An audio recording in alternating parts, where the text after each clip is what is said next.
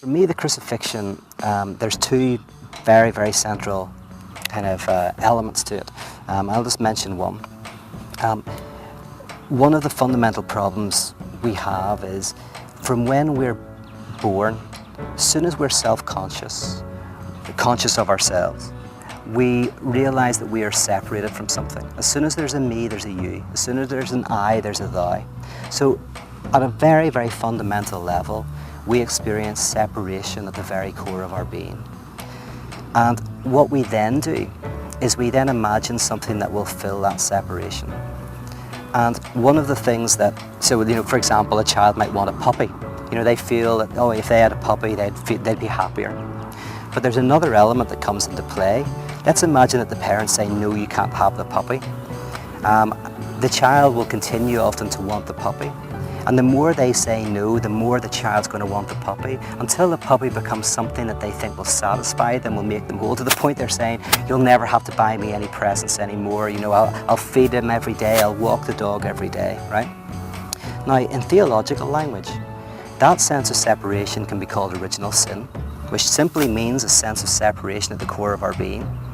And the prohibition is called the law, that thing which says you can't have something, which actually generates its very opposite, makes us want what we can't have. And so that creates the idol. The idol is an object that we think will make us whole or complete. So anything that you think will make you whole and complete is an idol, whether it's God or a car or a person. On the crucifixion, we see the temple curtain is ripped in two. The temple curtain is like the law. It's that thing which separates us from the Holy of Holy, that thing that we think will make us whole and complete. And when the temple curtain is ripped in two, we discover the truth. There's nothing in there. There's no God gas. There's nothing, no wizard.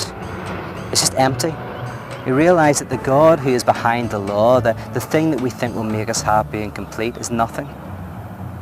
And then we discover something much more deep and much more interesting. That God then is not found behind this curtain. God is found in the embrace of the world, not in seeking God out there, but rather as the ground of our being.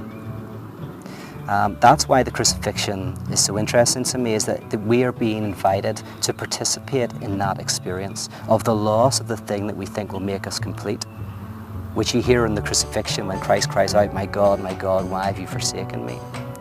The temple curtain is ripped in two. We die and we rise up different. Where now God is where two or three are gathered together. God is where we love. God is where we give water to those who are thirsty, food to the hungry, clothes to the naked, where we reach out to our neighbour, where we try to act with gratitude, with grace, with love, with mercy and joy.